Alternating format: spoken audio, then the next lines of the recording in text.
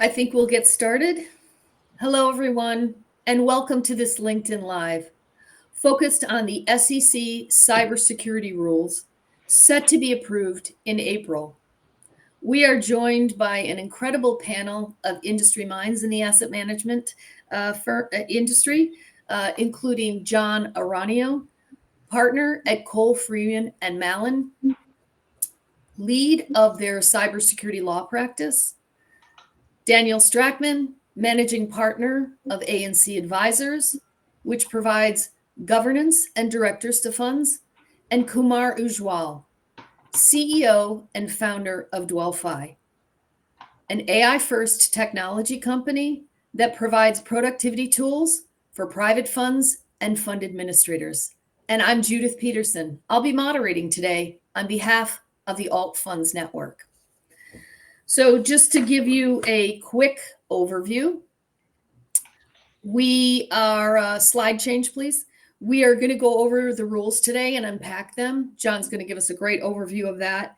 A large part of these rules is about governance and data governance. So we're going to unpack that in a lot of detail. And then we're going to talk about AI can help you, how AI can help you achieve data governance. So, John, I will start with you. The industry is really ruminating that this rule will create an entirely new cybersecurity compliance regime, something frankly never seen before in the alternative investment industry. As an attorney, you have worked closely with the SEC's cybersecurity policies over the last 8 years since their inception. And I know that you've also conducted over 700 operational cyber assessments in the asset management industry. With that body of knowledge and unique expertise, can you help contextualize for our audience what these rules are? Sure. Thanks, Judith. That was a great overview. And yes, just to restate it, because there's a lot of things being thrown around. This is a proposed rule that's set to be approved by the SEC in April, and they're referring to it as the Cybersecurity Risk Management Rules. As a point of clarification, before we jump into the substance, there was a similar sibling rule that applied to public companies that was approved last summer. It's very similar, but it's a different market and different set of registrants of public companies. This rule is specific to investment advisors and registered companies or funds. So as you said, this does contemplate sort of a new compliance regime around cybersecurity exclusively. And it's not an overstatement to say that, primarily for two reasons. I think we'll talk about a little bit what's happened prior to this rule being passed. There's been a series of enforcement actions, risk alerts, and guidance materials that have yet to have the formal step of being codified into a rule under the respective statutes, the Investment Advisors Act of 1940 and the Investment Company Act of 1940. Once this rule is approved, which is set next month, then everything will change. But it's important to note that for the last 7 years, there has been a requirement around cybersecurity. I think the industry is aware of that. And generally speaking, it's been comprised mostly of having to set up policies and procedures around cybersecurity. So these are manifested through written documents, but also technological and operational controls. Mm-hmm. So the ask prior to the rule being passed is really just an exercise in developing what we call a cybersecurity program, and that's the policies, procedures, controls, and the technologies that are involved, with the added requirement of doing this annual exercise. We'll refer to that annual exercise today, as most of the industry and the regulator does, as a cybersecurity assessment. These need to be done periodically, no less frequently than annually. So to jump into the substance, what the rule has done, the reason why this is such a new compliance regime and not merely a shifting of the paradigm, is it's doubled down on the complexity and breadth of what was required before, these policies and procedures, and this annual exercise. They've what needs to be in the policies, procedures, and the engagement that's required by the managers, and the accountability that's going to be built into these rules has been heightened. And in addition to these annual assessments, there needs to be an annual written report that is basically a signature from one of the principals of the registrant that says, I've read the annual assessment, I know what it says, and I'm committing to everything that it says we're going to do. So that's sort of a measure of accountability. So that's the first one. That's a bunch of more intense requirements on the policies and procedures. In addition to that, there are 3 new categories of requirements that are new. One is a reporting requirement. The second is a disclosure requirement, and the third is a record-keeping requirement. We'll get into that in a little bit, but because of those reasons, as I said, this is not really a paradigm shift. This is a new regime entirely. So, at a high level, can you give us an overview of these cybersecurity rules and the primary requirements that it will impose on asset management firms? Yeah. Just to sort of help any listeners break this down, again, it's really 4 pieces. There's the policies and procedures piece, which we'll get into in a second. There's the reporting requirements. There's the disclosure requirements, which is the third piece. And the fourth piece, which is the record-keeping requirements.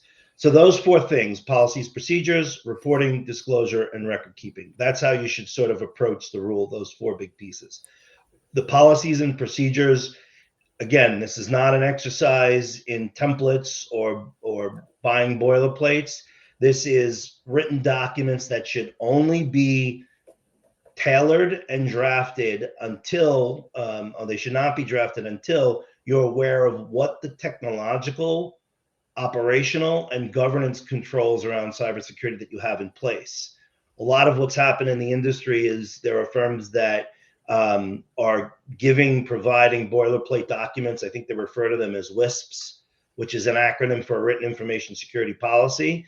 That is the name of a policy that focuses on cyber, but where a lot of people have sort of fallen down is, and what these examinations and enforcement actions have ferreted out, and the reason why the SEC is creating this new rule with more accountability, is that these documents have been completely dislocated from the controls that are actually in place. So the first piece of policies and procedures is to get this program in place, and that's a written document tied to actual technological and operational security controls that you have in place, and the annual written reports. I want to make a key distinction between the second and third parts. That's the reporting report and the disclosure part. So the reporting obligation is to report certain, what the SEC will define as significant cybersecurity incidents. That's a defined term that has a meaning. You'll have to report that to the SEC on a new part of the Form ADV, which is called a Form ADV-C. And that will have to explain what's going on with a significant cybersecurity incident. That's a continuing obligation. If the nature of this incident changes and you learn more information, you have to report this to the SEC, and that's done on a confidential basis. Distinguishing that from the disclosure requirement, disclosure means disclosing cybersecurity risks generally and specifically to your investors. So reporting is with the SEC with a tight timeline, and disclosure is this obligation to disclose your cybersecurity risk and what you're doing about it to investors. 2 different things, but related. And the fourth thing is probably the easiest to articulate, which is a record-keeping requirement, which spans 5 years. So those are basically the 4 pieces of the rule. So I think you may have covered this, but in your opinion, how does an asset management firm approach this new rule? Yeah, so I would say with the new rule, there's going to be sort of, like we said, a shift. There's new things to address, new controls that have to be set up. Let's start with some good news. The good news is that everything that managers have invested in and sort of built, for lack of a better word, design in terms of meeting the cybersecurity requirements by the SEC to date, this is all cumulative. So nothing needs to be terminated, nothing needs to be burnt down, nothing needs to be torn down and built again. All of the controls are applicable to the new rule. That's one. 2, before we go into how to approach it, it's good to keep in mind that it's very clear with the SEC and any other cybersecurity framework like HIPAA, or with the federal government, or the regime around credit card information. They all have this similar thematic idea that the controls that you put in place as you try to figure out what controls are appropriate and optimal for a given manager, they're only required to be reasonable. So that means that these are only commensurate controls. So a fund with, say, $100 million under management is not going to be expected to have the same level and volume of controls than a multi-billion-dollar manager with hundreds of employees that have much more resources. So those are two good things. As far as how to approach this, because it is a multidisciplinary, a multifactorial exercise, and it does require a little bit of a nuanced and dynamic and multidisciplinary approach. The first step is very simple. It's always to conduct a cybersecurity assessment. These are assessments that really provide a baseline of what you have, what you're doing that you should, maybe what you think you're doing that you're actually not, or could be doing more cost effectively or efficiently, and what you need to do. So these assessments, which by the way are going to be required and have been required to do at least annually, that will always be the starting point for building a cybersecurity program and complying with the rule. And I think the idea of having a baseline and getting a little bit of information on both technological and non-technological controls puts you in a good decision, regardless of whether you understand technology, security, or even compliance. It lets you create a roadmap and start maturing your cybersecurity posture over time. So just kind of you hit on a couple of points there. When people are considering their requirement for an annual cybersecurity assessment, what key elements? I think you covered some of them, but just to give it to our audience, what key elements should firm focus on to comply? I think we covered a lot of that, but if you want to kind of go back and give us some of that. Yeah, I think I can distill it down. I think as a practical matter, the first step for more of the emerging managers, we do a lot of work with startup and emerging managers as well as mature managers. But this whole journey and this process becomes a lot easier if you have a discernible, demonstrable IT infrastructure. Usually in this space, we're fortunate because we have a lot of IT firms. They're referred to as MSPs. We'll refer to them as MSPs today, managed service providers. But these are outsourced IT firms. They're really sophisticated, and they really conformed in the last couple of years to the way fund managers operate and the regulatory requirements. So the first step really is, and to approach a cybersecurity assessment, is you want to make sure that you have a discernible, demonstrable IT infrastructure. In plain terms, that means someone should be able to generate a network map for you and show how you're set up, even if you're completely decentralized. From a less practical standpoint, the concepts that need to be addressed in an assessment in your policy, it's sort of a dance between a lot of different things. It's not just IT and security and the technological controls, but there also needs to be governance, operational, administrative, and compliance controls. So things like creating an incident response policy, having a cybersecurity awareness program and how you're achieving that. There's some very simple solutions, and do reporting. How you're maturing and communicating from a governance structure internally. Are you meeting periodically? Do you have an in-sourced or a co-sourced cybersecurity committee that's talking between these annual assessments? So a lot of those pieces are what are covered in an assessment. So you spoke about the from a governance perspective. I get that, kind of setting aside the technological and security controls that you mentioned. What and how should asset managers be preparing for the governance perspective? Yeah, so governance, as you said in the beginning, that's a bit of a conundrum in the industry, and it's specific to the asset management space. And let me explain why. And the panelists and I have had a lot of good conversations about what's really happening boots on the ground. But typically, compared to other sort of verticals in financial services, asset management firms can be, in a lot of cases, a very streamlined, nimble organization and create a linear path to sizable capital formation without the typical resources in place. So knowing that, and that's sort of the construct, and then in our industry, it's been embraced by the regulator that because we're allowed to be so nimble, which has a lot of advantages to it, we're able to outsource a lot of typically native and inherent business functions. We can outsource CFO, we can outsource compliance. So what that means from a practical perspective is that if we were an organization that didn't outsource this, and we had our CCO, we had our CFO, and all the silos internally, we would still be scrambling to understand where the data is, where the important data pools are, where the crown jewels are, and figuring it out. But now in the asset management space, you have to go outside and talk to a vendor that is not a full-time employee. You have to figure out what information they actually have through the email correspondence back and forth and what data has been stored there. And then you have to go through this exercise with third parties that aren't really being paid to do this exercise with you. So it is a little bit of a conundrum, and that's only really been exacerbated in recent years because of now a largely decentralized and distributed workforce, and everyone is working in a geographically dispersed way from endpoints and laptops that are also not the typical hive mentality or the server room on the fourth floor where the way business used to be. So that does create a big challenge, and certainly the idea of data governance is overarching in the cybersecurity risk management rule.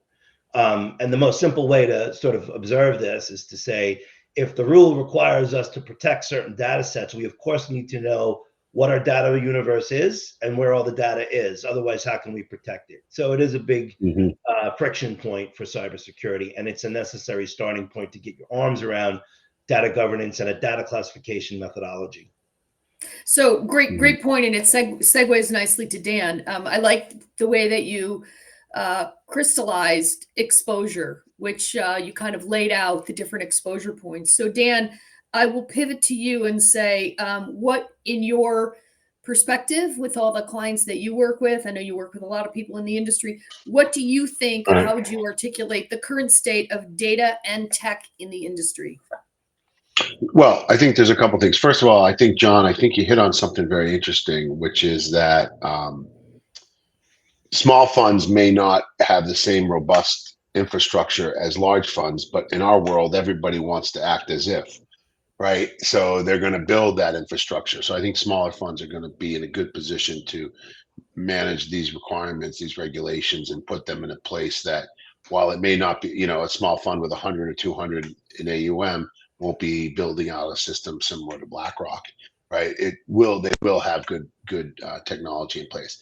I think right now, though, Judith, to answer your question, the technology in our space, in particular, our industry, has really is just all over the place. There are some firms that rely solely on third parties to provide all their functions, whether it's simple things like email to difficult things like tax prep and distribution of K1s, or in somewhere in between. And I think that one of the things that this rule, and I'm not a big believer in what the SEC's been doing over the last few years. It's very public how I feel about them. But I think this rule actually gives us a framework to protect the information that all the funds need and managers need and third party providers need, and of course investors want protected. So I think it gives us a good framework on how they should operate in this environment. But I think right now, to truly answer your question, I think technology it's all over the place.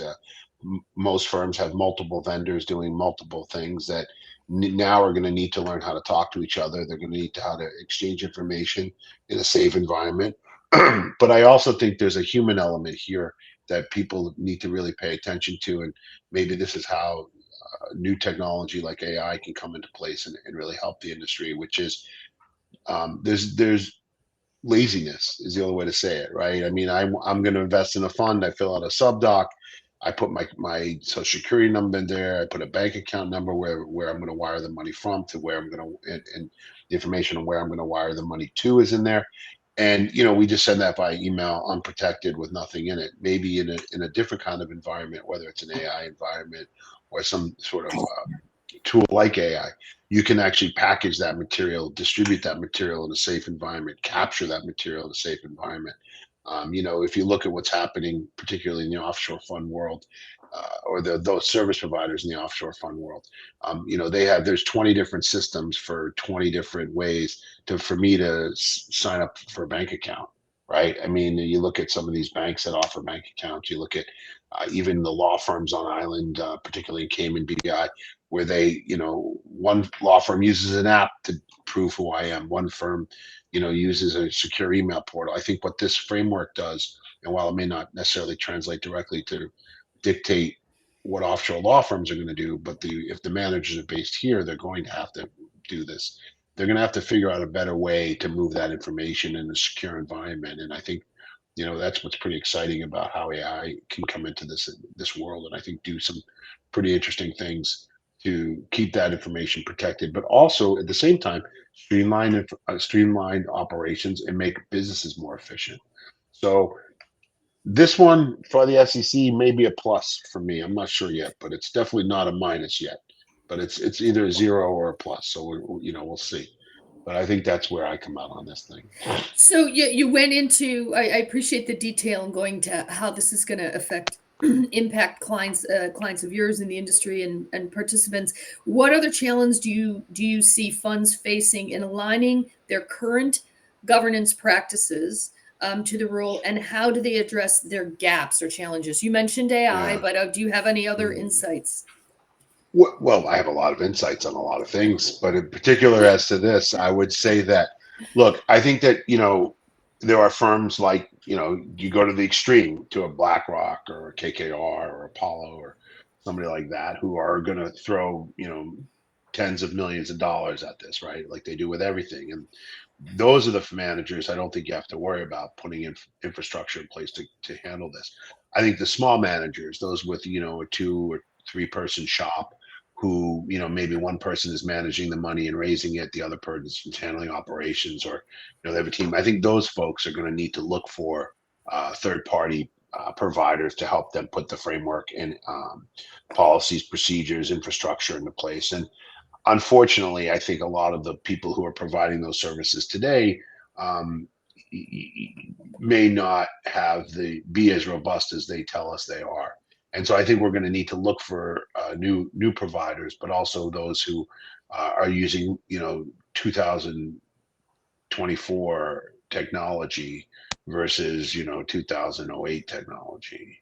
And I think there's a lot of people out there. And I think that the one thing that we see on the funds that we work with, particularly that are, let's say, sub 5 billion in AUM, let's say 250 to 5 billion, they all sort of do the same thing. They use outsourced people or outsourced services in technology to, run their infrastructure, run their business more efficiently in a cutting edge environment, but they also use them for insurance policies, right?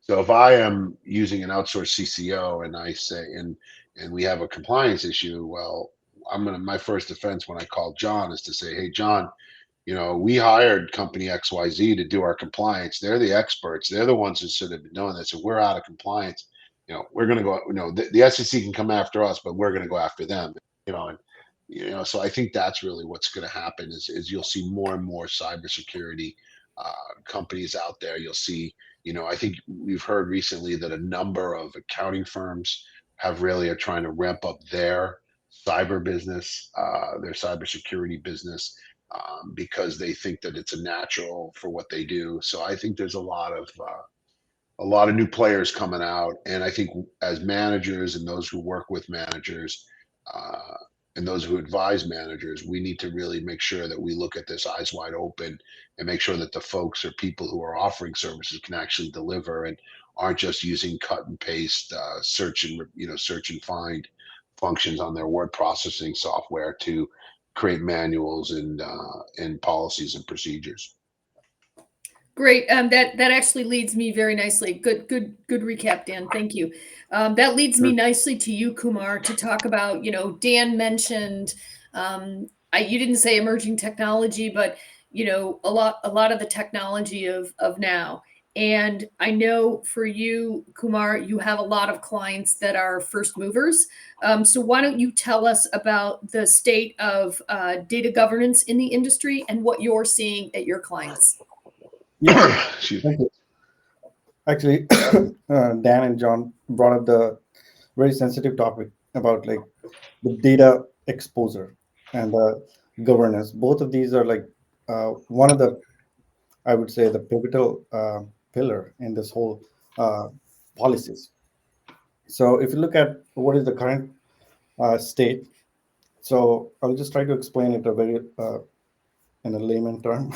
So the way the structure is today, they're like you have two parties, one which is your internal GPs and LPs, and you have data related to them, and those data is a subdocs, you have PPM subscription, you have bank transfer statements, monthly quarterly reports, you have KYC, AML, accreditation, and all these data documents have two entities. One is all unstructured, the reason why, because it's in the form of a PDF or something, and second, all of them has a lot of PII information. And then if you take this information, who is consuming it? The information is consumed by your within the fund. You generally works with, as Dan explained, that you work with multiple parties. So you have fractional CFOs, you have third-party accountant, you have multiple vendors which you are interacting with, and this data is exposed to all of these parties. Now the problem is how you are sharing this information. Most of this information is shared via email. And as an email attachment, once the document is exposed, you have no control where that information is and how many times it's been forwarded, how many times it's been shared. So that is a classic example of data governance issue. That once you have this data is exposed, you have no control on that. So that's like a wild, wild west because there was no proper regulations to you to follow and control this flow of information. So now, since this new rule is coming and which actually enforce everyone to comply with that so that you can store that information and control that information flow, that is actually in a way it's very good. Now let's talk about like how these information and how we like at our company, how we look at this and how we try to solve these solutions. So one of the core piece of this solving this puzzle is to get every single information whatever is existing, which basically your information sitting inside your firm and outside your firm, how you can bring all these information at one centralized place. Once you have that information in one centralized place, then applying a governance policy on top of that, so that when and whenever anyone accessing this information, you have a clear uh, picture who has access to what type of information and for what duration. That is one of the most critical things for this governance policy. So in our firm, how we tackle these problems is we have an infrastructure called fund data platform through which we try to bring all this information in one place, apply the governance policies on top of that, and through which every single entities who are involved in this infrastructure can access this. And that basically solves one the major problem of like how to control the exposure, information exposure. Once you have that, then you can follow the rest of the things, create the reportings, follow the governance policies. You can apply all these things, but that's how it starts. So thank you for that. And by the way, for those of you in the audience, thanks for bearing with us as we got our tech sorted. If any of you have questions, many of you emailed the participants and myself directly prior to the event. But if anyone has any specific questions, please put them in the chat so we can cover them. So Kumar, kind of moving on, can you explain? You talked a little bit about corralling your data and the exposure point that you made. Can you explain how AI tech and tools can solve? You mentioned a little bit about it, but how are your clients using AI and tech tools, and how do you perceive people could use those tools for productivity and to kind of be compliant with some of these rules? Yep. So the first thing I would like to say that there's of course, AI buzzword everywhere. That AI has it's kind of a like a magic wand. So you do it and it will fix everything. So kind of that not that way it works. So to apply any kind of AI intelligence on top of anything, you first have to start with the data infrastructure. So because the cleaner your data is, the better your AI will be, because that's what it feeds to. So there's two ways how we approach this utilizing AI for this particular segment. So one of the key factor in this one is amount of data which is uh, laying around multiple sources is enormous. But it's still, the bigger problem is all this data is unstructured. So just to access this information where it is and understand what type of information is and with anyone, if you want to do it manually, it's just a nightmare and it's impossible to do that. So that's where one of the features of AI is leveraged to track this information, to bring that information in knowledge base. So now you have an understanding exactly what type of document and who has access to. And that is not just one uh, type of work. It need to be a continuous process. So going forward, after once you aggregate all your data in one place, put that into an AI model so that it can learn and understand exactly what type of document it can classify those documents, tag those documents based on your specific needs. Going forward, then all the information which you will be consuming, that also need to be going into the same system set that it's already tagged or classified. So you have a proper way to interact with that information. And then you have a proper way to understand the exposure of those documents. So that's where the AI is used, and is basically what it's doing is bringing productivity in your organization, because now you don't have to uh, spend like weeks or days to just dig into your databases or document repository to just figure it out which type of documents and who has exposed it. Correct. So that's where the one of the key element of AI comes into the picture. And Look, then it's oh, sorry. no, the second thing I wanted to say is that's the productivity, and the second is the knowledge-based intelligence, which brings that entire information at one single source and within your own private walled of your own private environment, so that it's not exposed to anyone. And then from there onward, it's your policies will govern how you want to share this information with and which what means, but you will have the control on that. Yeah, I appreciate that you went into detail about the permissions and really tied together what Dan had said earlier about all the different pieces of information in their different formats. I joke that it's like that show on Netflix, The Home Edit, where they take your hot mess and they put it into zones. I think it's not, in my very simplified marketing mind, that's how I see data governance, right? Taking your hot mess and kind of organizing it into zones. And to your point, Kumar, giving it permissions. Um, Can I ask Judith? Can I ask a question to Kumar? Please. Is that okay? I know I that encourage that, Dan. okay. Okay. Phew. So Kumar, one of the things that I see with a lot of the managers that we work with is that they have so much data and across so many multiple streams that that they realize they have to do something with it, but the whole concept of garbage in, garbage out Yeah. is something they're thinking about. But also, the task is so great to collect all the information, put it together in one, I guess, data lake or something like that. Is there a way that AI and tools like what you guys have developed, is there a way to sort of help fix those problems, right? And at the same time build out a solution that meets the SEC cyber, security data rules? I'm just curious about that. No, thank you for asking this question, because this is actually you just nailed it. This is the where the problem starts, because your data is sitting into so many different silos and all in unstructured format. The step one is just to bring that information into one place itself is a massive lift. And to do that, there's no one easy solution to do it. That's where the AI capabilities are leveraged. So to just give you an example, like once you have identified one thing which is pretty clear for every fund managers is at least how many parties they are involved with, correct? So that gives them an idea that okay, these are my exposure to the data. Once you have that, the second step is classifying each of these parties where they and how they store their information at their level.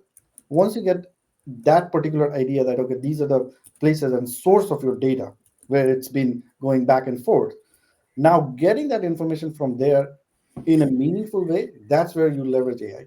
So as you said, garbage in, garbage out is, but Right. the way it's done is to build right pipe that you bring that information from those sources, and then while you're bringing that information, you are doing the right classification. That's where the real heavy lift is done. So you can classify each of these information, and at the same time, you can extract the meaningful information and store.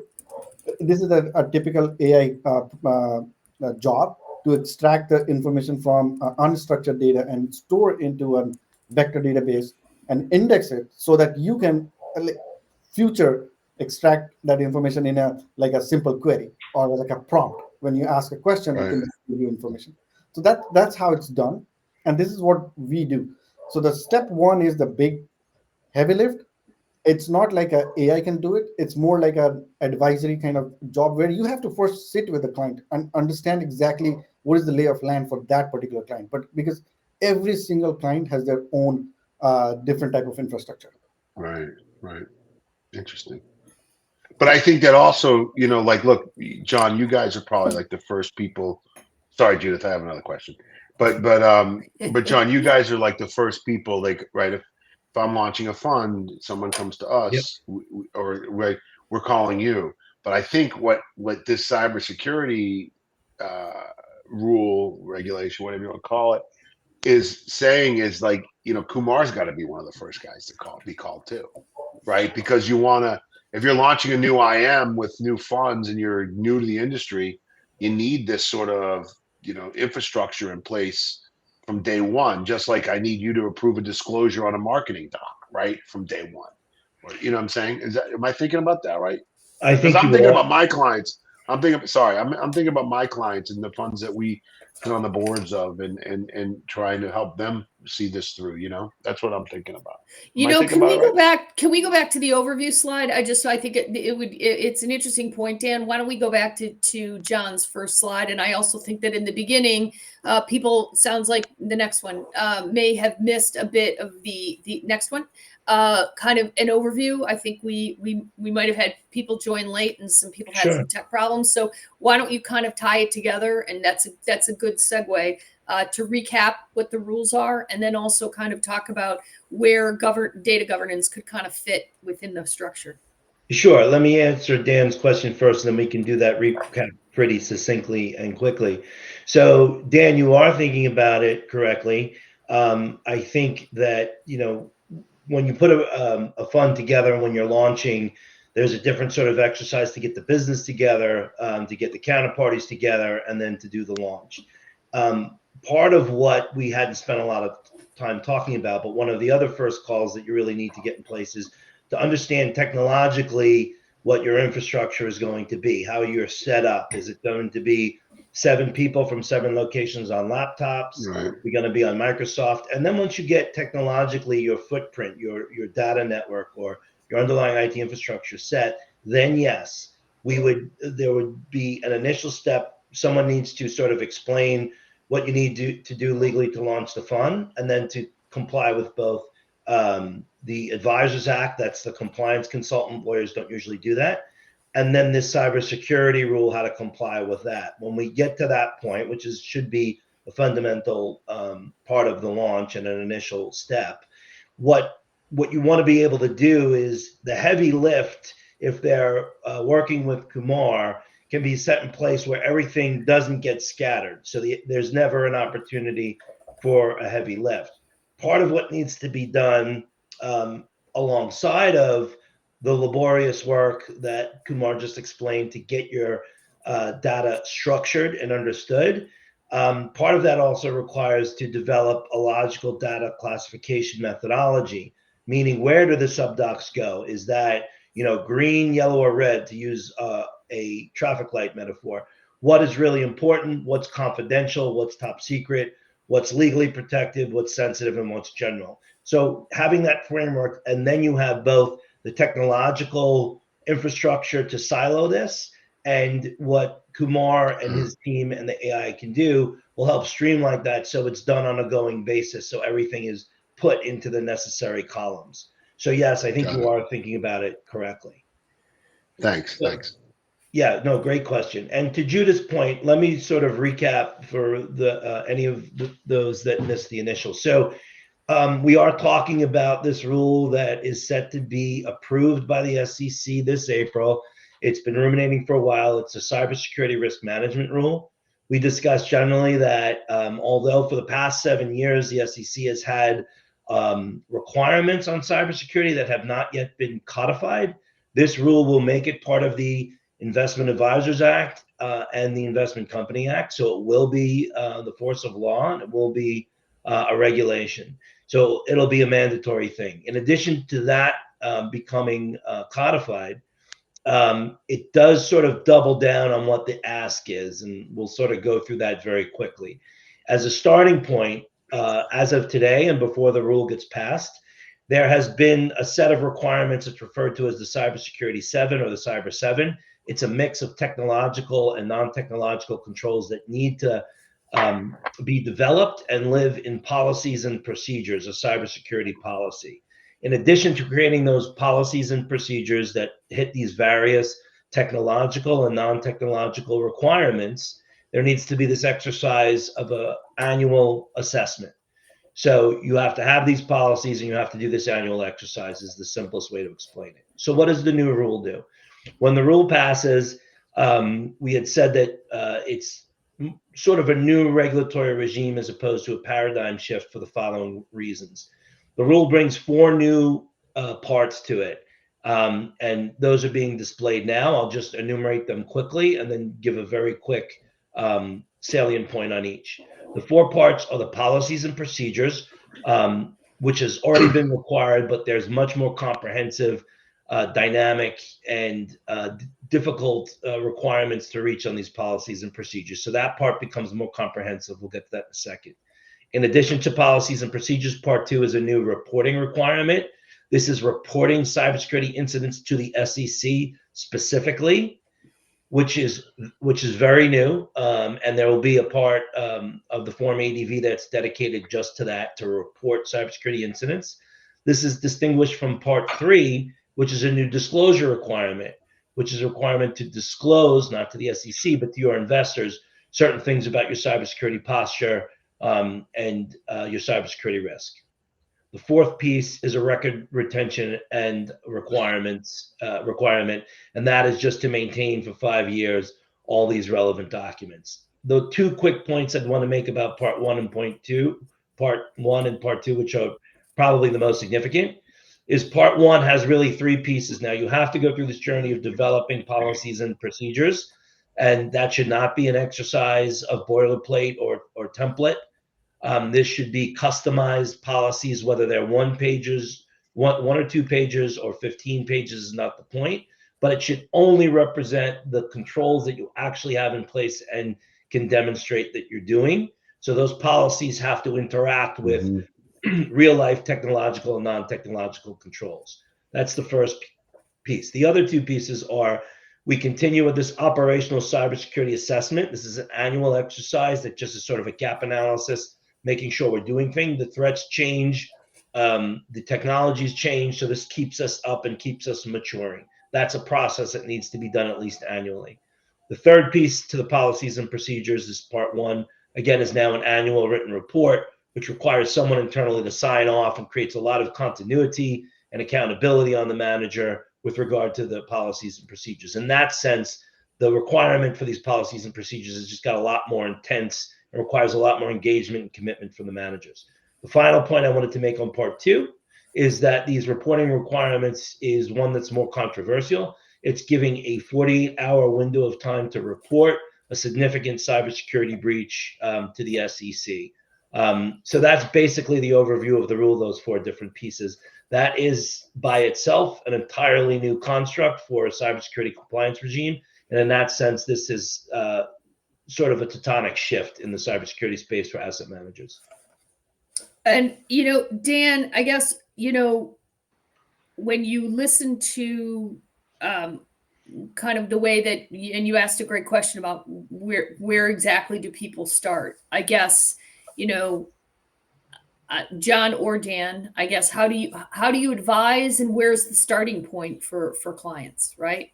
We talked a little bit about it. Our advice is to listen. Our advice is to call John.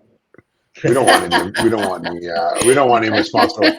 No, I think I think that what we do with our clients is, the way we provide directorships is a little bit different than some of our, let's call them our competitors, although we don't believe we're competitors with them. I mean, we're fully engaged directors, right? We meet with managers on a regular basis, usually once a month. We don't just meet a couple times a year and sign documents. And so I think by being with our clients, it gives us the ability to bring them up to date on things like this that they may not have been paying attention to, or not have been focusing on, or not even heard about. And I think what happens is that we would lay out, help work with them to sort of help them look at what they've got in place now, what they may potentially need, and then go to guys like Kumar, go to guys like John and others out there, and say, hey, help us build a robust regime to meet these new requirements. And I think that's what's really important.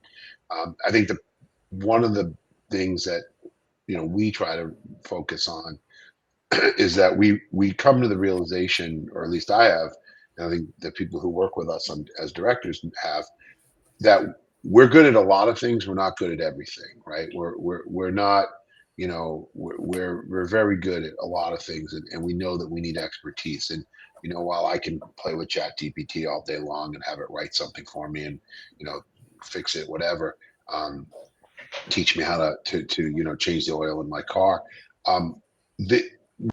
We need guys like Kumar, right, who have the background and understand the technology, understand the infrastructure. And similarly, we can read an SEC law or regulation, and we can make our own assessments on them. But we know we need guys like John.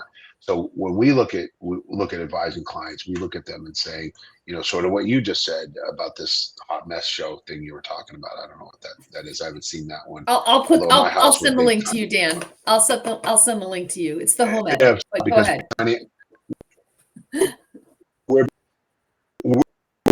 But anyway, the point I'm saying is, we realize that we have a certain amount of expertise, and the only way to be successful is to use people and engage with people who have a greater level of expertise than we do, to build out and work with our clients to build out the right kind of infrastructure that allows them to be successful, be in compliance, and frankly, not necessarily worry about how they're dealing with these issues, because they have the right team in place. So that's how we would go about that. So yeah. John, Dan, you get the phone call from Dan, as you will. And then I know that Kumar John doesn't. By the way, John doesn't usually answer my phone calls. It goes, for some reason, every time I call the guy, it goes to voicemail and it says, "I'm not calling you back." I don't know. It's like a private message he has for me. I don't know what that's about. So you get a call from Dan on the bat phone. Yeah. I'm dating myself. And so where does that action plan begin? And when would you call in somebody like Kumar? And Kumar, I do have another question for you, but I think that this is interesting because we did promise to our audience that we would deliver a bit of an action plan. So this is a great, I think, place for a lot of people. So just to balance the scale, when Dan calls, we jump at the phone, and we're always happy to speak to him. But I think it's important to point out what Dan described, in all seriousness, that is the perennial definition and description of what directors do. And it's important to understand, whether you're a director or a manager, this is an unfamiliar, distinct set of subject matter expertise that most managers don't have. So you have to choose your advisor carefully, whoever it may be.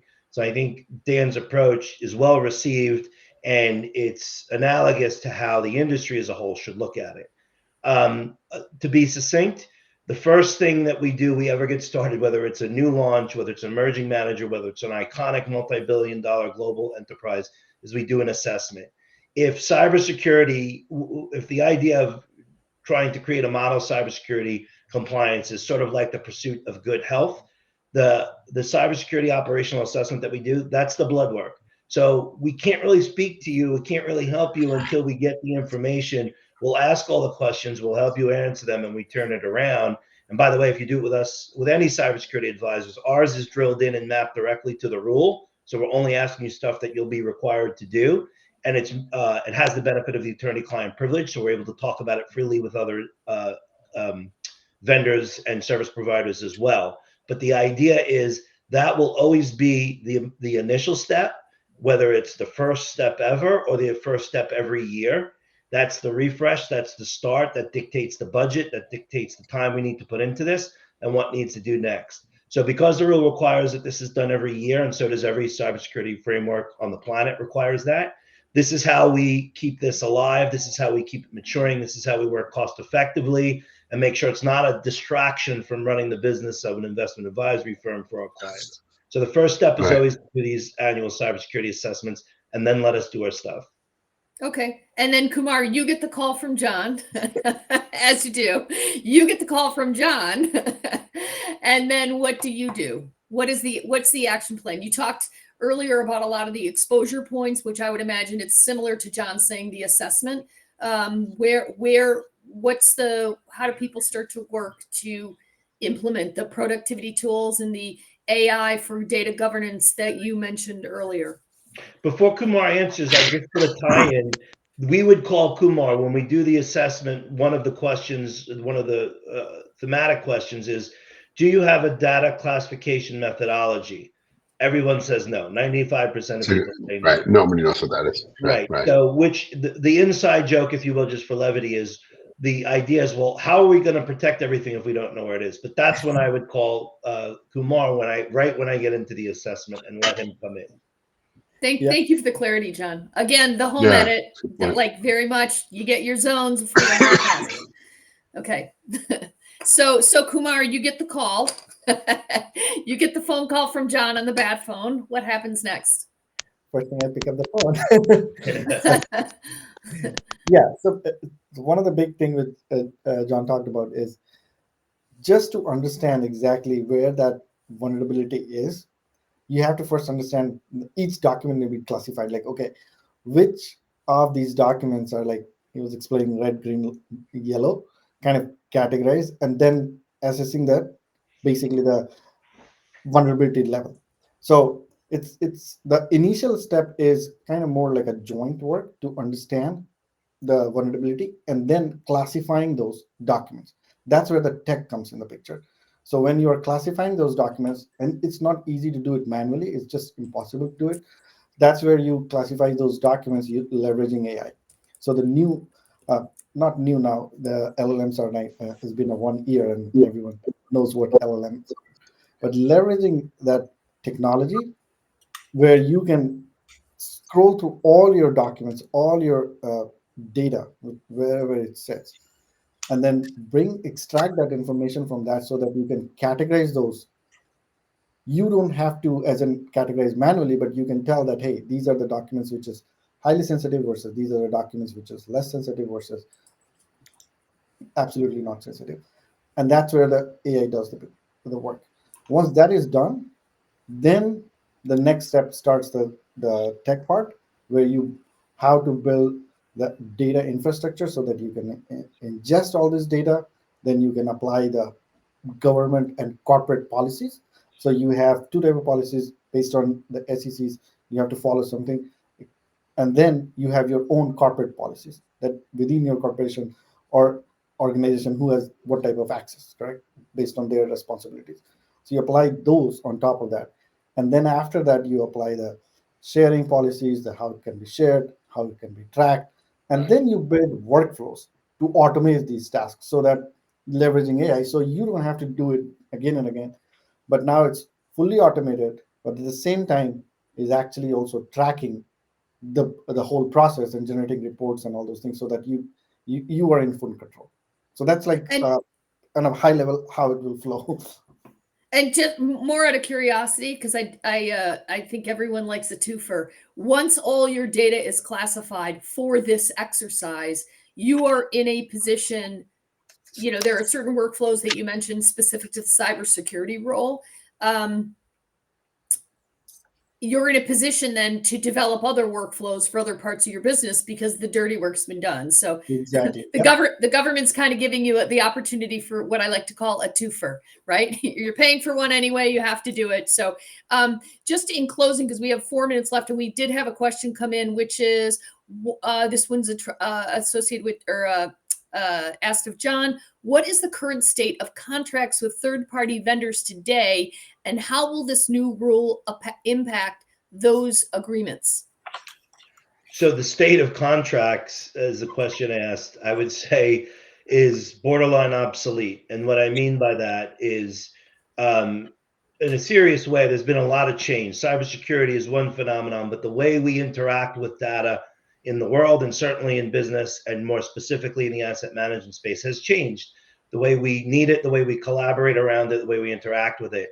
Contracts aren't really built to, and are still evolving, to how to adequately get a fair bargain between the two parties on what a client should expect in terms of cybersecurity and storing of data, indemnifications, representations, service levels. So there's been a maturation process that's been pretty slow, but we might have to do our own a separate presentation or webinar on contract drafting specifically for both cybersecurity and the use of AI.